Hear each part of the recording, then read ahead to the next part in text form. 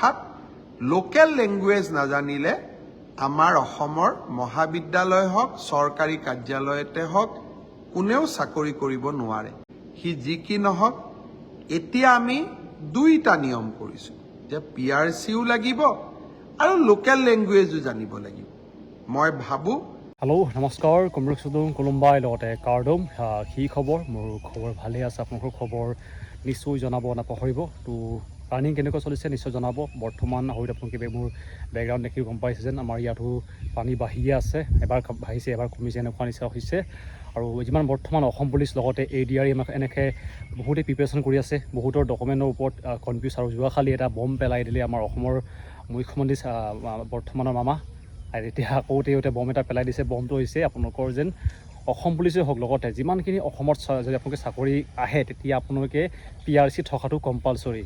বৰ্তমান যিমানখিনি এপ্লাই হৈছে হয়তো তেওঁলোকে PRC দিয়া নাছিলে, কিন্তু তেওঁলোকক ক'ম যেন আপোনালোকে সোনকালে গৈ পিনি PRCখন বনাই লওক। এইটো মই কোৱা নাই, CM ছাৰে কৈছে যে বৰ্তমান হয়তো আপোনালোকে এটা নিউজ দেখিছিলে যেন বাহিৰৰ ল'ৰা আহিছে বুলি এনেকৈ শুনিছিলে। কিন্তু যেতিয়া PRC তেওঁলোকে ফেক ডকুমেণ্ট বনাই দিয়ে, লগতে অকল আপোনালোকে PRC নহয়, PRC থকাৰ লগতে আপোনালোকে অসমীয়াটো ভালকৈ ক'ব জানিব লাগিব। তেতিয়া আপোনালোকে অসমত চাকৰি পাব। নহ'লে আপোনালোকৰ হয়তো অসম পুলিচ লগতে যিমানখিনি চাকৰি আহে আপোনালোকে হয়তো নাপাব। বৰ্তমান যাৰ PRC নাই তেওঁলোকে সোনকালে গৈ পিনি PRC বনাই লওক। টাইম আছে বৰ্তমান 3 অক্টোবৰতে অসম পুলিচৰ ইণ্টাৰভিউ আছেগৈ। এতিয়াও নাই ক'লে 2 মাহ আছে। আপোনালোকে গৈ পিনি PRCটো সোনকালে বনাই লওক। কাৰণ এটা ডকুমেণ্টৰ কাৰণে আপোনালোকে ফেইল হ'বলগীয়া প্ৰয়োজন হ'বও পাৰে যদি আপোনালোকে PRC নাথাকে। এইটো কাৰণে বৰ্তমান যাৰ PRC নাই তেওঁলোকে PRC গৈ পিনি বনাই লওক। বহুত চিম্পুল হয় আৰু লগতে আপোনালোকে ইজিলি আপোনালোকে বনাব পাৰে। অলপ টাইম লাগে কিন্তু ডকুমেণ্টকেইটা চিম্পুল। আপোনালোকৰ যোনটো মেট্ৰিক পাছ চাৰ্টিফিকেট এইবিলাক লগতে আপোনালোকৰ গাঁওবুঢ়া এইবিলাক লগাই পিনি আপোনালোকে বনাব পাৰি। যদি PRC কেনেকৈ বনাব লাগে ইয়াৰ ওপৰত যদি ভিডিঅ' লাগে আপোনালোকক নিশ্চয় জনাম। লগতে ইয়াৰ সবিশেষে যোৱাকালি ফেচবুক লাইভত আহি পিনি আমাৰ অসমৰ CM ছাৰে কৈছে যেন PRCটো কম্পালচৰি। এইটো কাৰণে সোনকালে যাৰ PRC নাই তেওঁলোকে বনাই লওক। অসম পুলিচে হওক যিমানখিনি অসমত চাকৰি আহে এইবিলাকত যদি আপোনালোকে এপ্লাই লগতে আপোনালোকে চাকৰি পাব ইচ্ছা আছে আপোনালোকৰ থাকিব লাগিব PRC। এতিয়া ইয়াৰ বিষয়ে কি কৈছিলে আপোনালোকৰ CM ছাৰে আপোনালোকৰ ভিডিঅ'টো লগাই দিছোঁ। আজি ৰাতিপুৱা এটা বিতৰ্ক আছিল যে কলেজত প্ৰফেচাৰ বা চতুৰ্থ বৰ্গৰ কৰ্মচাৰী তৃতীয় বৰ্গৰ কৰ্মচাৰী হ'বৰ কাৰণে PRCৰ ব্যৱস্থাটো চৰকাৰে উইথড্ৰ কৰিছে। কিছুমানে ৰাতিপুৱাই মই বাতৰি কাকতত সমালোচনা দেখা পাইছিলোঁ।